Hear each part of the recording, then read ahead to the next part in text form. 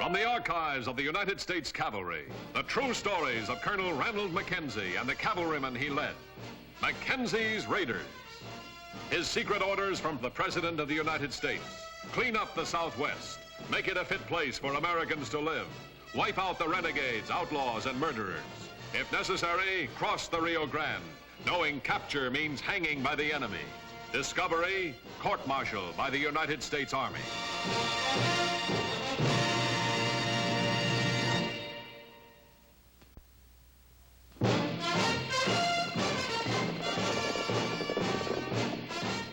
'73, 15,000 square miles of the Rio Grande border ravaged by murderous bands of renegades striking suddenly out of nowhere, looting, killing, burning everything in their path, then racing back across the border to sanctuary. 1873, the 4th Cavalry troops led by Colonel Mackenzie fought an impossible war, never knowing when or where trouble would hit next. Two things stood between them and the murderers, an international law and the Rio Grande. March 17th, another day, another attack, another ranch looted and burned, an entire family brutally massacred. But this attack carried a new significance. Mackenzie's lead scout, Trooper John Ryan, had been captured by the renegades. Their escape seemed quick and easy, but this time Mackenzie was close. The ranch was beyond saving, but Trooper Ryan was still alive.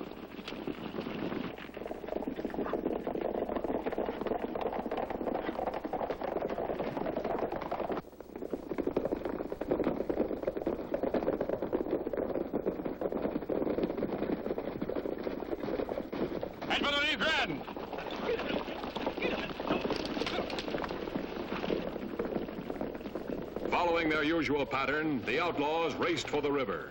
But they picked a spot where Mackenzie knew they couldn't cross, knew it to be a trick to discourage pursuit. The far side was sheer cliff. They would have to go farther downstream. There was still a chance to save Ryan. Let's try and cut him off.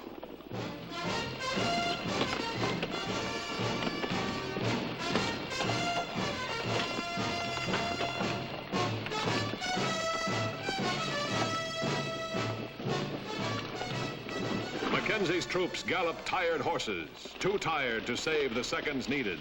And again, Mackenzie was too late. Again, a few feet of shallow brown water served not only as an international boundary, but as a bulletproof barrier that Mackenzie couldn't pierce. Hold your fire. Mr. Winters, my orders were to halt. Obey them or I shall fire. I'd sure like to follow the lieutenant across that river.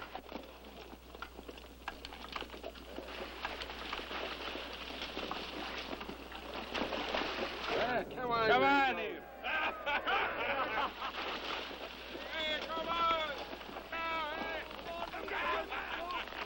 Why don't they shoot at us? They want us to watch what they're doing to Ryan.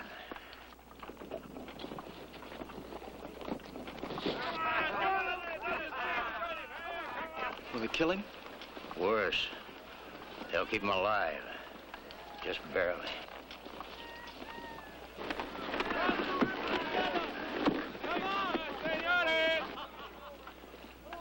Reform ranks, Lieutenant. We're going back to Fort Clark. Ryan's just newly married, sir. I'm aware of that, Lieutenant Winters. You forget I married them myself just 2 weeks ago.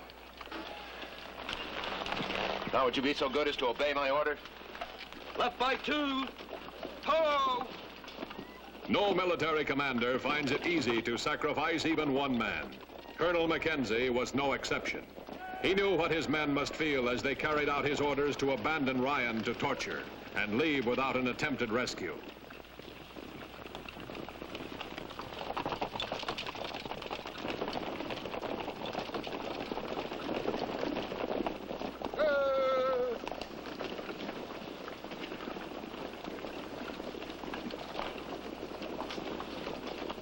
We're coming into Fort Clark. I want every man to ride in like the cavalryman who rode out this morning, at a gallop. And one thing more. Trooper Ryan did not fall into the hands of the renegades alive. He was killed instantly and died gallantly. Any man who breathes a word to the contrary will have to answer to me personally. All right, Sergeant Lund, give the command. All right, buckos, at a gallop now! Forward, ho!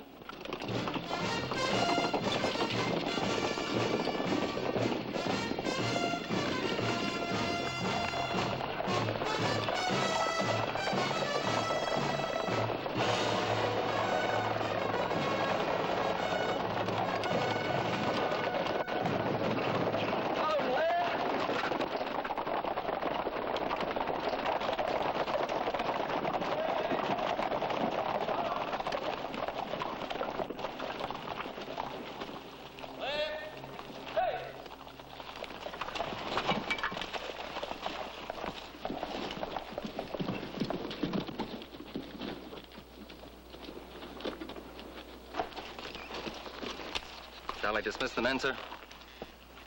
No, Lieutenant Winters, we'll have them stand fast.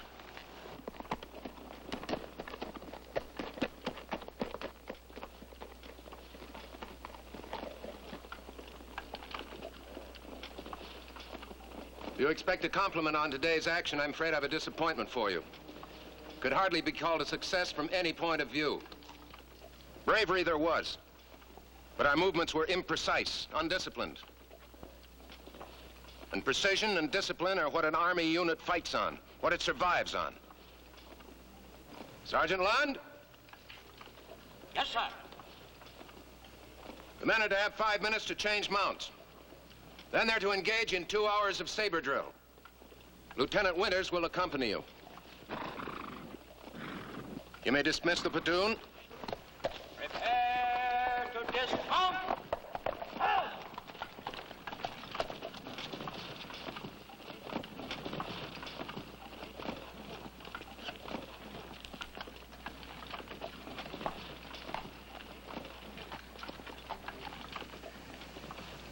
I'm sorry, Mary.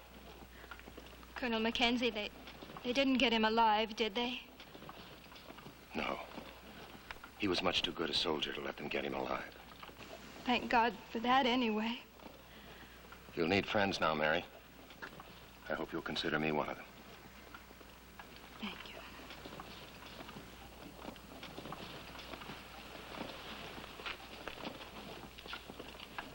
Saber drill in this day and age. Where does he think he is, back of West Point? I thought we were doing pretty good until he stopped us. Yeah. It's never good enough for the colonel.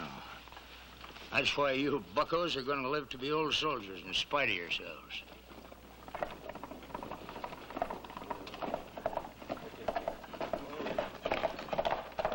Urgent dispatch for Colonel Mackenzie. Come on.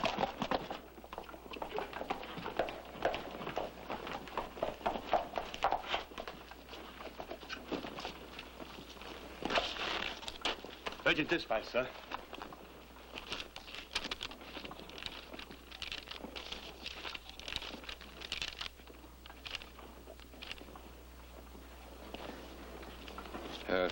No answer, that'll be all.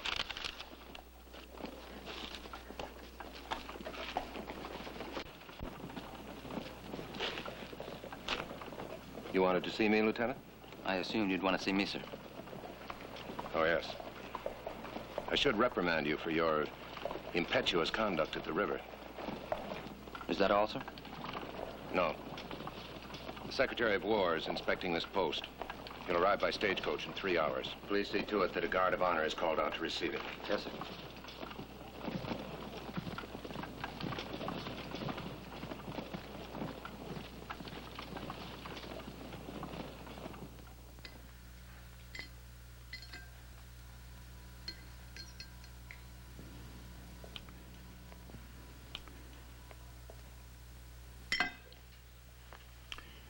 I must admit, Colonel, that's the worst meal I've had since we were campaigning at Shiloh. Yes, Mr. Secretary. You always feed this badly? Nearly always, Mr. Secretary. Feed your men this badly? Nearly always, Mr. Secretary. Cut out that, Mr. Secretary. You know my name as well as your own. Yes, Bill. You can't feed soldiers every night on hardtack and bacon. No, Bill. The soldiers had beefsteak tonight. Well, why didn't I have beefsteak? There wasn't enough to go around, sir.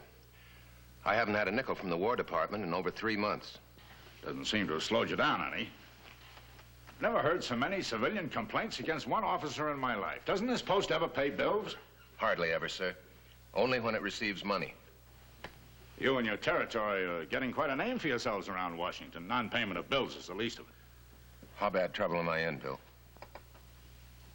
These devils running back and forth across the border.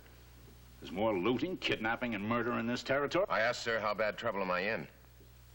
You went to West Point just as I did. You know that no military commander in history ever had everything that he wanted. Make do, Mackenzie. Make do! Make do? Just how? Oh, it sounds great up there in Washington, but tell me just how? With that Rio Grande staring me in the face, that Rio Grande that I'm forbidden to cross, and protecting every killer and bandit and cutthroat in the whole territory. An entire family was wiped out today, and their murderers escaped to attack someplace else again tomorrow because I'm forbidden to cross that river. One of my troopers being tortured to death right at this moment because I'm forbidden to cross that river. Sure, I'll make do. Tell me just how. Sit down, Mac. That's an order. Mr. Secretary, I have no intention. I think you've talked enough for the moment, Colonel. Now shut up. Sure, the situation here is impossible. And it's a situation which, under the orders you have, is completely impossible to change. Nevertheless, we want you to change it. We? That President, he and I will be the only two who will ever know your new orders. Well, what are my new orders, sir? Orders? Orders limit a commander, and you're not to have any limitations. They also protect him, and you're not to have any protection. But you ought to have orders. Verbal, secret orders. And here they are.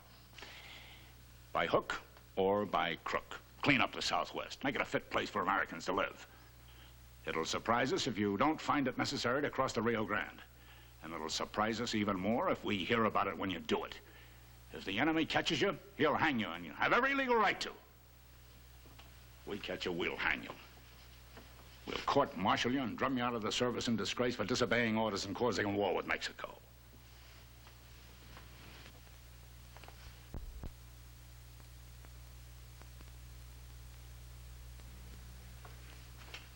Now, sir, if you'll excuse me, I have some pressing duty to attend to. Shaughnessy! Take care of Mr. Secretary, Shaughnessy. I have to go out. Can't it wait till morning? Waited too long already, sir. And Bill, I'll make do.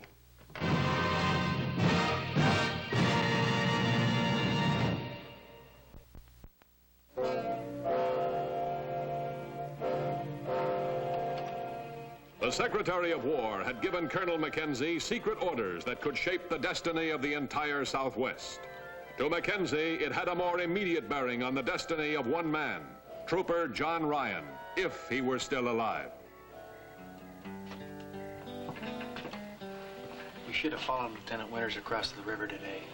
The old man couldn't have shot us all. The old man's got his reasons, I tell you. He's always got his reasons. Sometimes he's a bit peculiar, I admit, but we're still alive, ain't we? Intent. As you were, boys. I need 5 volunteers. The duty will be dangerous and secret. I volunteer, sir.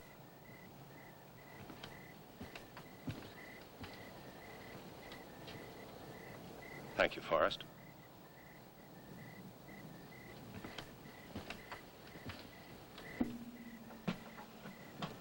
Any other volunteers?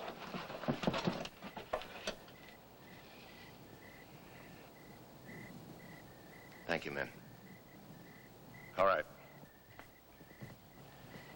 Tauber, Warren, Sergeant Lund, McGee, and Forrest. That's it. I know you only asked for 5 men, sir, but I'd appreciate it if you took me along. How much do you weigh, Banyan? About 210, sir. Sorry, your request is refused. The men I have chosen will be ready to ride in 5 minutes. You'll carry sabers, no blankets, no bedrolls. Each man will bring a short length of rope and some boot polish. Any questions? As you were, man. Oh. Remember, I said secret. Rope? Boot polish?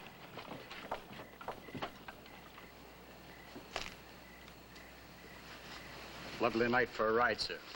Who's the other horse for? Lieutenant Winters. Lieutenant Winters? I didn't give Lieutenant Winters any orders. Well, he said he just wouldn't feel right letting you go off without another officer, sir. Where is he? Here, sir.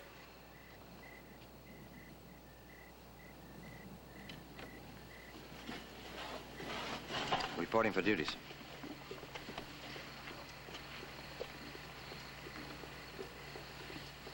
Happy to have you with me, Ben. Thank you, sir. Let's go.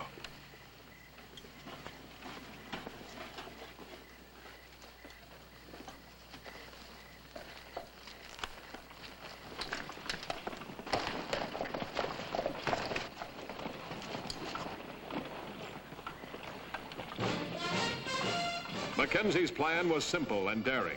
The only question, could it succeed? He knew he must depend entirely on the element of surprise. Sometimes concealed by darkness, sometimes harshly revealed by treacherous moonlight, Mackenzie's raiders pounded through the night. The easiest way was not the shortest. Mackenzie wanted the shortest and the fastest.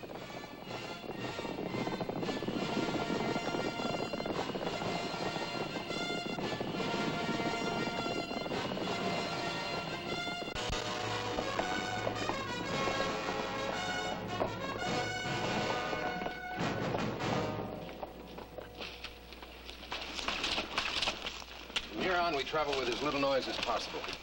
Anything that rattles stays behind. No bridles. Use the length of rope you brought for hackamores. Blacken your faces and your hands with the boot polish. There's moonlight. All right, let's go.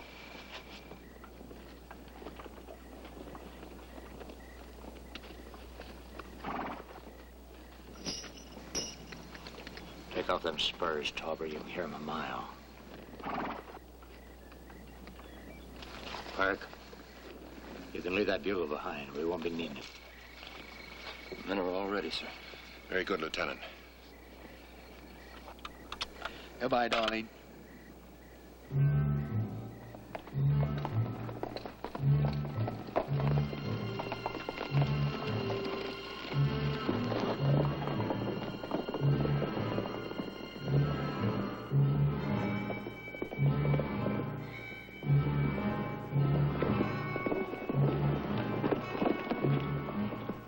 Each man knew he might not return, yet each man followed Mackenzie with one thought. Could they reach Ryan before he was tortured to death? When Mackenzie reached the Rio Grande, the river had changed. It was no longer an impossible barrier blocking Mackenzie and shielding the enemy. He had waited a long time for this night, March 17th, 1873, when for the first time in history, Mackenzie's raiders crossed the Rio Grande into Mexico.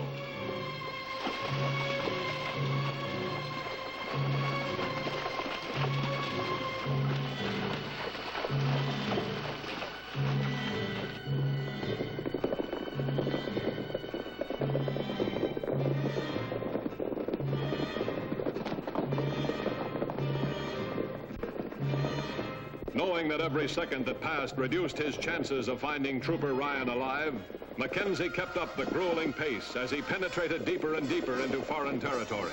There would be no slowing down until he was within striking distance.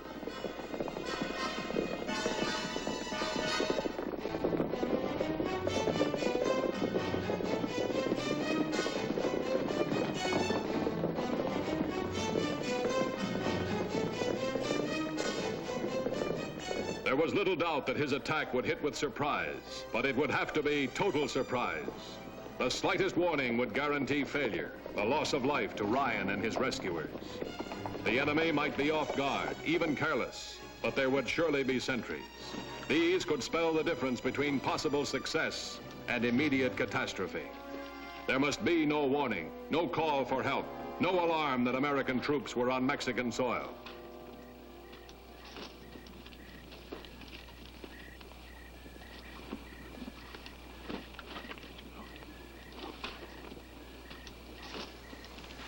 If you don't hear an owl hoot in 3 minutes, you may assume that I've been unsuccessful. Yes, sir. Then you're to take command. Good luck, sir.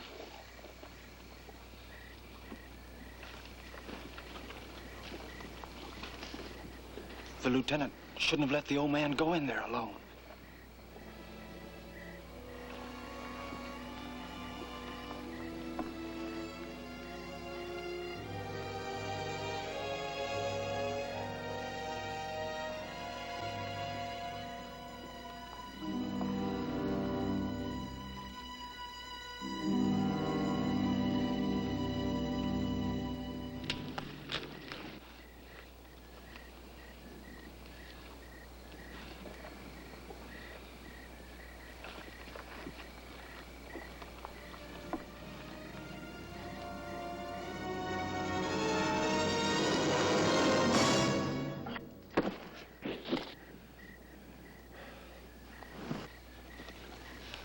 How long's it been now? It's been 2 minutes and 35 seconds. Maybe the old man ain't so surprised as he thinks he is. Maybe he needs help.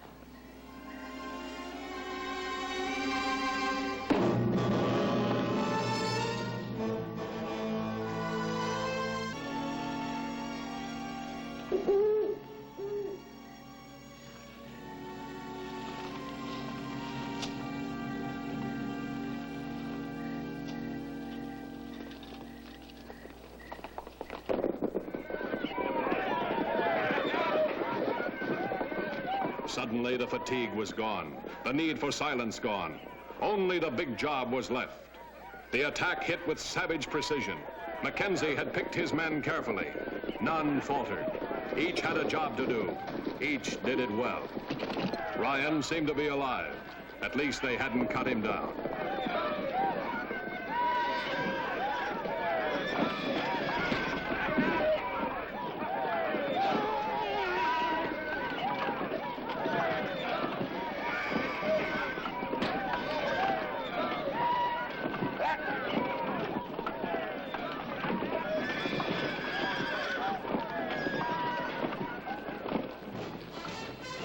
Mackenzie's first raid had hit and succeeded. John Ryan had been rescued, and not a single trooper had been lost. Mackenzie had crossed the Rio Grande, wiped out a murderous band of outlaws, and there would be no report, no court-martial. Not this time.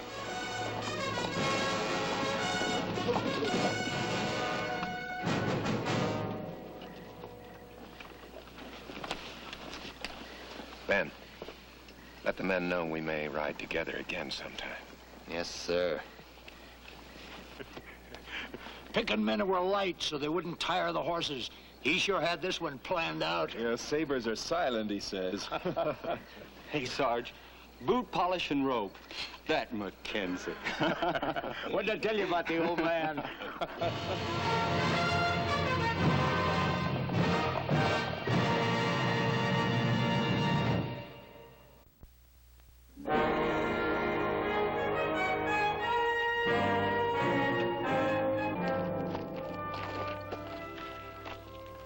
They're good troops, Colonel. My congratulations. Thank you, sir. By the way, Colonel, I hear that one of your men captured by the renegades made his escape last night. That's right, sir. How'd the raid come off, Mac? You must be mistaken, sir. Wasn't any raid that I know of. Tell me, Colonel, do you regularly wear boot polish at morning review? Not on your boots, Mac. On the back of your neck.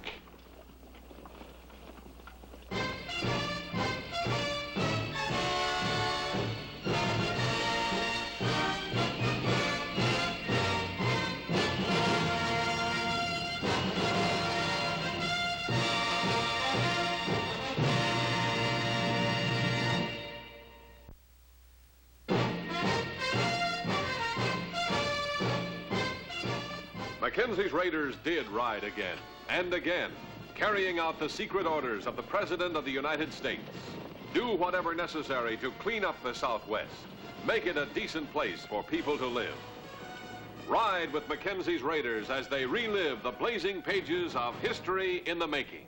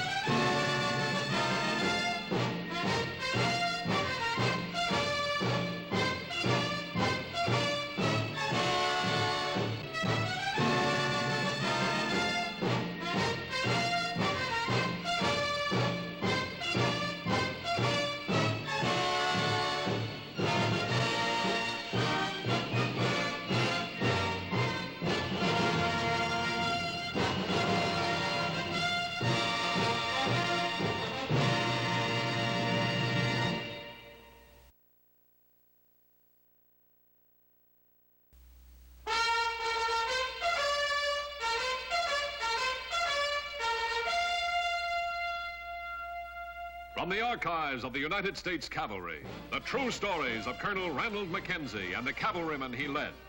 Mackenzie's Raiders. His secret orders from the President of the United States. Clean up the Southwest. Make it a fit place for Americans to live. Wipe out the renegades, outlaws, and murderers. If necessary, cross the Rio Grande, knowing capture means hanging by the enemy. Discovery, court-martial by the United States Army.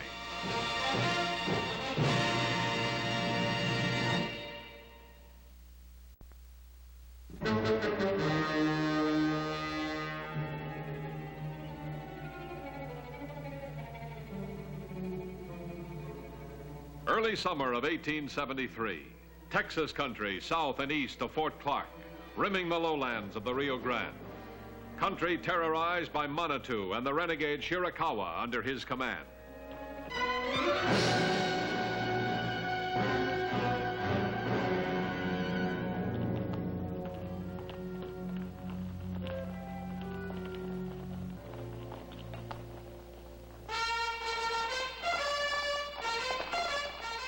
For 4 months, Manitou had been tracked by Colonel Ranald Mackenzie and members of the 4th Cavalry. Each time, the Indian renegade had escaped to continue plundering and killing. With a handful of picked raiders, Mackenzie sought the renegade Manitou in a land which knew only the law of violence. Colonel!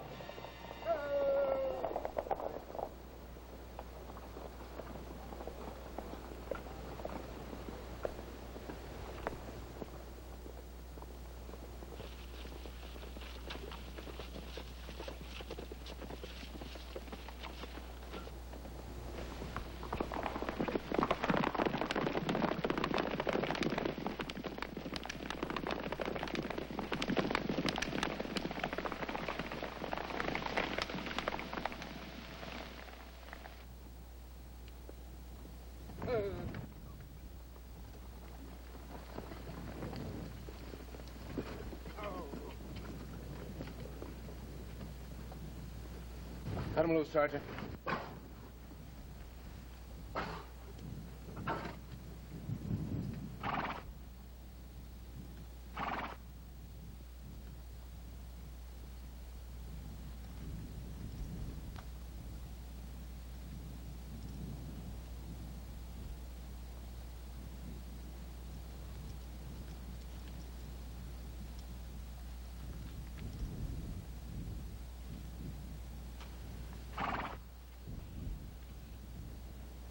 Murdered the scouts to let me know he's put a price on my head.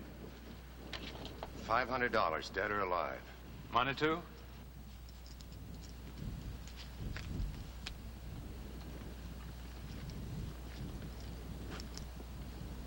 Yeah, it's Manitou, all right.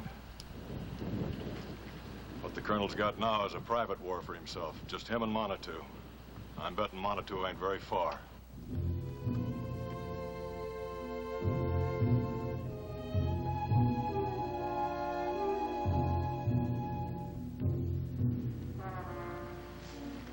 Been in this territory a long time, Lieutenant. The things about it I'll never know for sure. But there's one thing I do know for sure. For your fine sorrow, Monitu's been there. We'll get him. But how long will it take, sir? The Colonel's had a $500 reward posted on Manitou for the last 6 months now. Nobody's given him to us, and we've never found him. Now he's laughing at us, putting $500 of his own on the Colonel's head. Have the men mount up, Sergeant. Back to the fort, sir? No. To Manitou.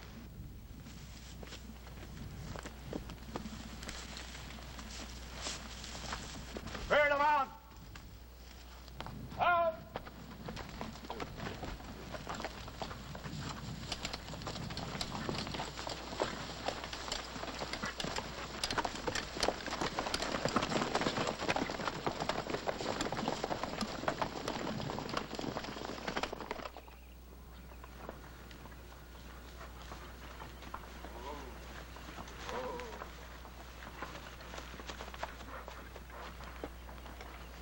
Lieutenant?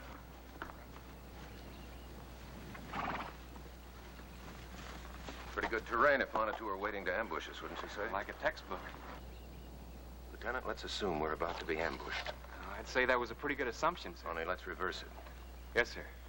Take half the troop and circle through that wash so they won't be seen. When we ride into the ambush area, have them attack from the flank. Maybe a waste of ammunition, and then again, it may not be. Let's find out. Right, sir.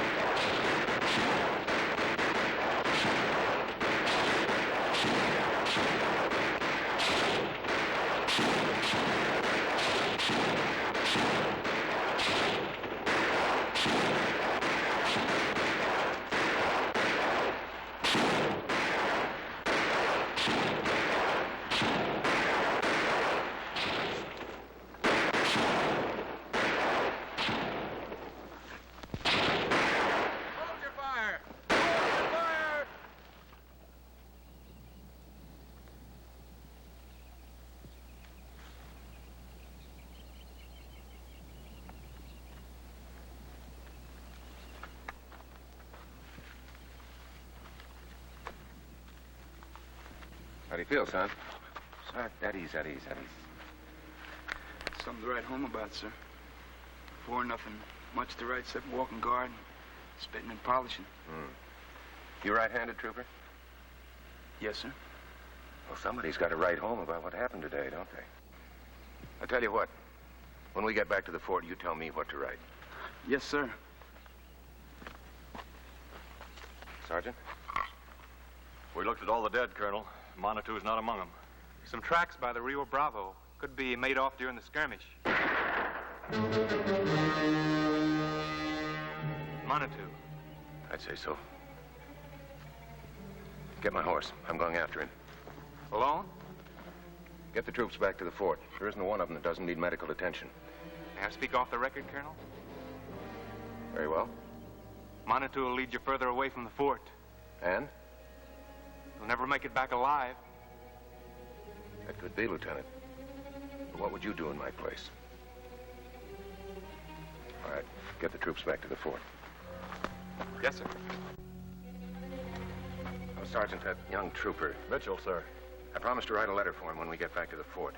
You do it, will you? Yes, sir. Prepared to lay down his life to fulfill his secret orders to clean up the Southwest, Mackenzie moved out alone into Chiricahua country in relentless pursuit of the enemy Manitou.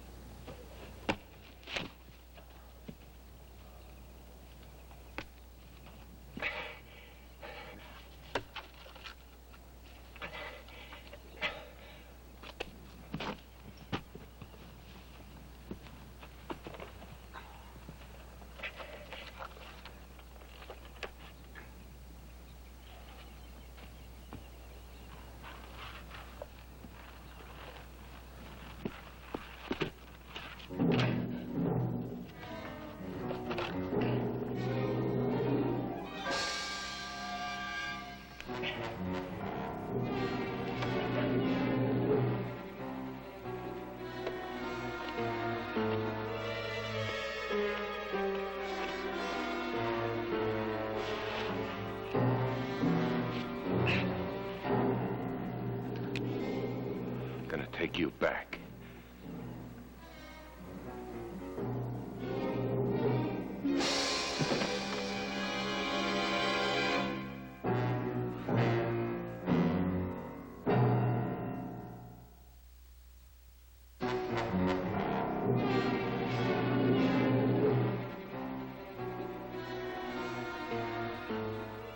43 miles southeast of Fort Clark, deep in Chiricahua country. Two men, Colonel Randall Mackenzie and the renegade Chiricahua Manitou. Each bore deep hatred for the other. Each knew that one must soon destroy the other.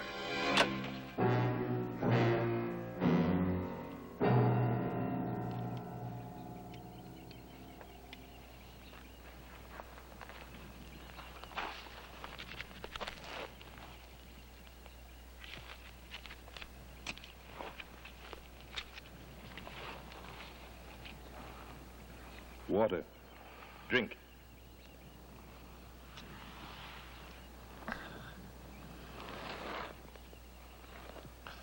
I waited. I fed you water to learn a thing. Why did you save my life? You were helpless. Would have been murder to kill you then. Yet you would take me back to your fort and execute me. Yes. I've seen your executions, Mackenzie.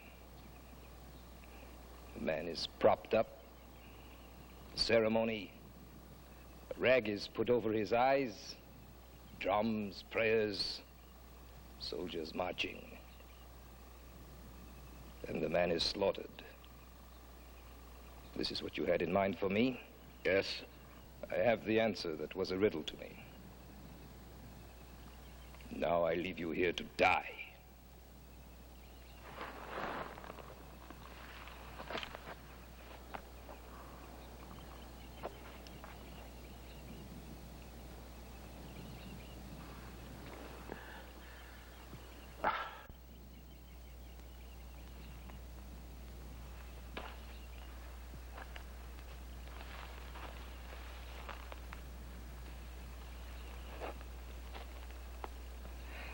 By your own reasoning, I would be less a man than you if I were to leave you here. Nor would I murder a helpless man. The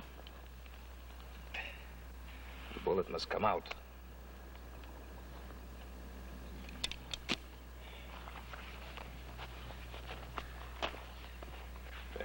Bite in here. Hard.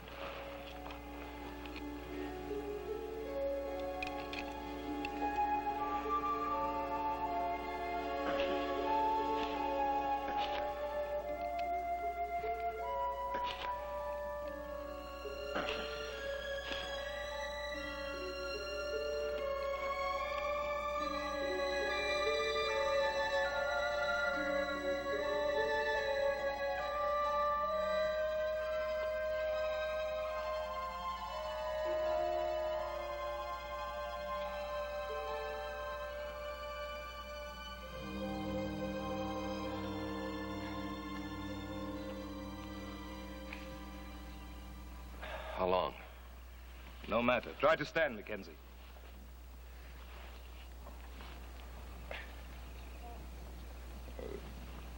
Now we shall ride together to your execution. To my people in the ceremony of death we have. You see, I saved your life for the same reason you saved mine. We would not execute a dying man no more than you would. Go.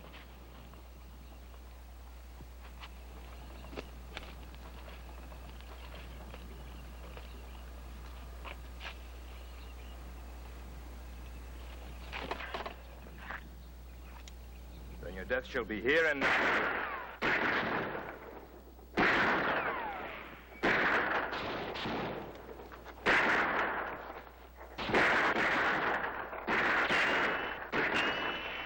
More than that. There's a price on both our heads. They take your body into the fort, get the bounty? I prefer they took your body to the Chiricahua. We need each other. For the present. We must go before they come up. There's one path. Follow me. June 2nd, 1873. 5 scavengers rode out of the hills to collect a human bounty. Reward money for Mackenzie or Manitou, payable upon death.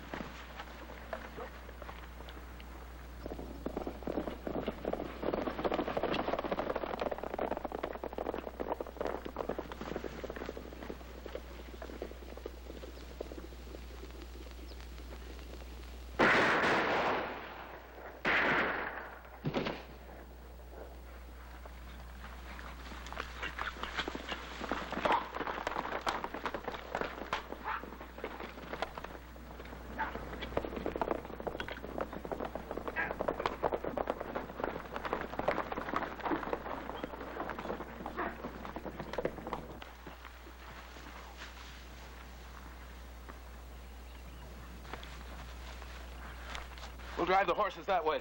Then we'll go up there. That won't fool them. They'll know we're up there. I want them to. Come on.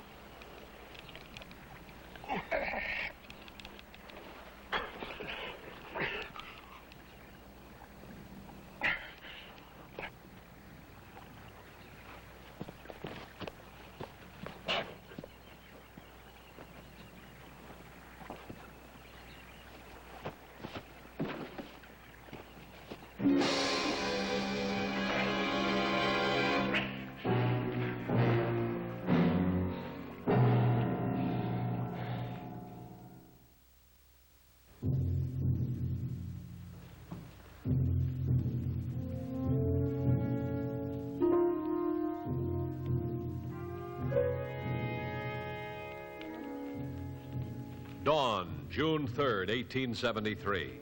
Colonel Ranald Mackenzie returned to Fort Clark, carrying with him the dead body of the Chiricahua renegade, Manitou. But still it remained a land of the violent, and no one knew when or where they would rise up to plunder and destroy. But when they did, standing against them, a man, Colonel Mackenzie, ready to strike back with all the power at his command.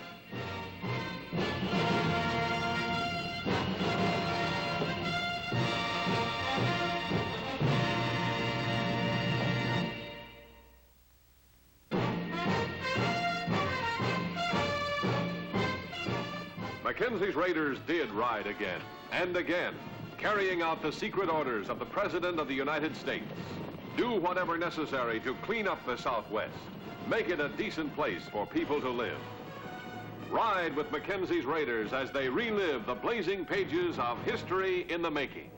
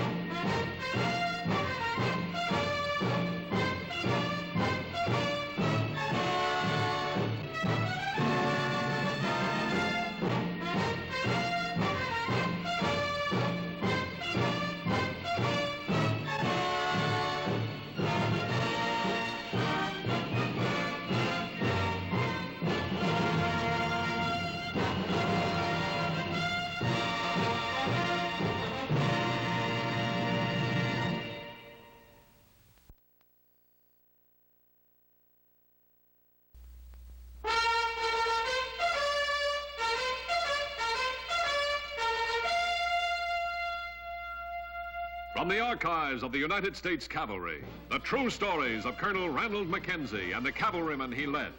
Mackenzie's Raiders. His secret orders from the President of the United States. Clean up the Southwest. Make it a fit place for Americans to live.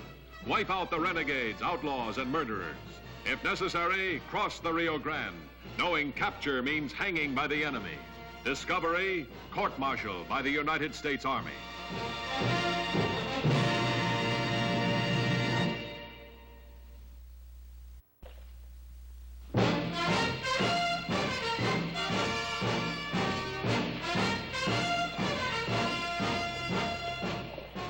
The year 1873. The place, Fort Clark, Texas, a remote military installation close to the Mexican border. Its commanding officer, Colonel Ranald Mackenzie, 4th United States Cavalry.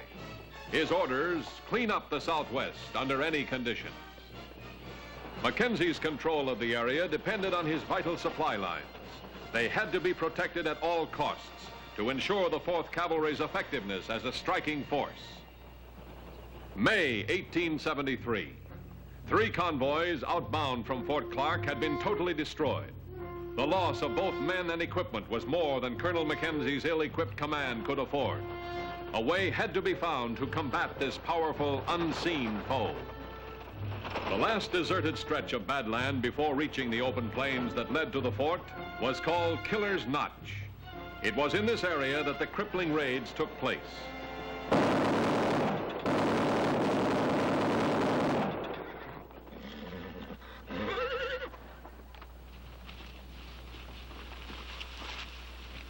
Get it.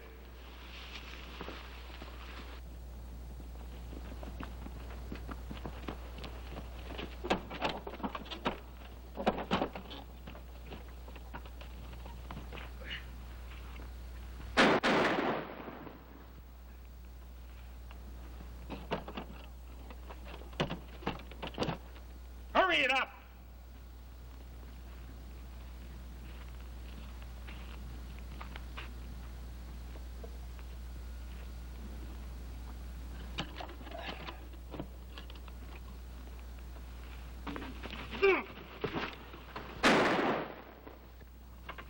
Come on, let's go!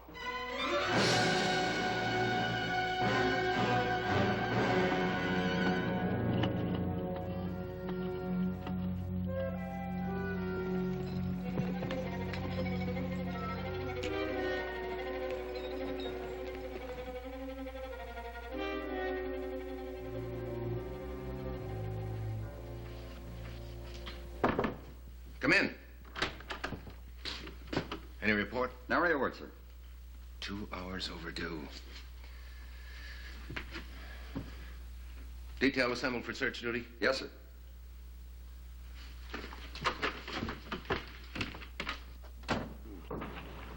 Attention!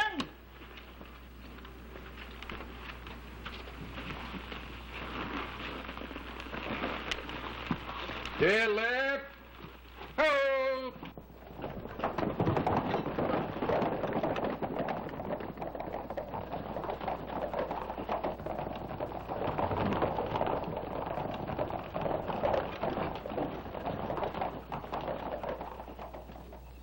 Did you check the men's weapons? Yes, sir. Just like the other time. They never got off an answering round. There must have been 50 on the gang, sir. All firing on the number to do this. 3 convoys ambushed. 3 armed escorts wiped out to the last man, and I... All right. Get the bodies back to the fort. Yes, sir. Oh, Colonel. It's Trooper Crome, sir. He's still alive. Can he talk? No, sir. And if we don't get him doctored up fast... All right. Get him back to post as quickly as possible. Let's concentrate on the ambushers while there's still light. Prepare the men to mount and search the area.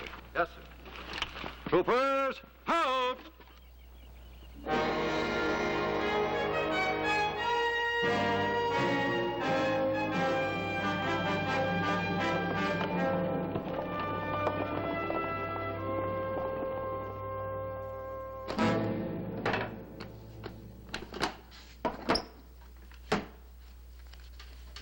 Must be $50,000 beautiful dollars here.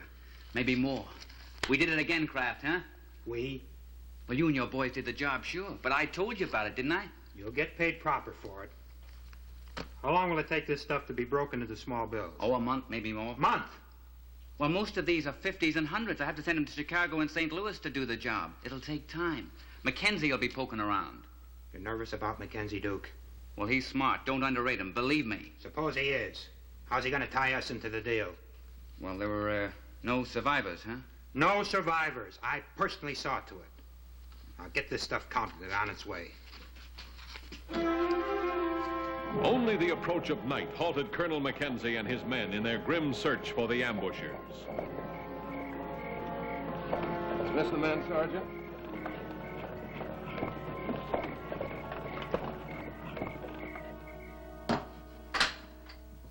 Sir. Stand easy, Hennies. What's the word on Trooper Crome? Still alive, sir. Doctor's with him.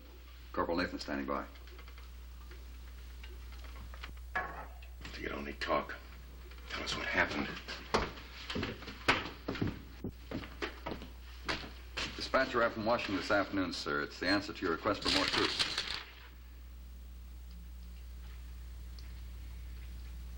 Additional troopers not available at this time. I've lost 20 men in the last month. 20 men. All the bloody, hard-fought gains that this fort has made since it was activated are being knocked into a cocked hat. But there are no additional troopers available at this time. Sir, there are non-combatant troops available. The dispatch says they'll send you an adjutant if you need one. There were 4 men killed this afternoon. They never knew what hit them. They never had a chance. I don't need non-combatant adjutants to help me prevent that happening again. I need fighting men. Yes. Yes, Nathan, come in. What about Trooper Crome? Trooper Crome is dead, sir. Did he, was he able to tell us anything? No, sir. He never regained consciousness. All right, Corporal. Yes, sir. Have Sergeant Armbruster tell off 5 troopers for special duty. Yes, sir. What kind of special duty? Just tell them I said they may enjoy it. Yes, sir.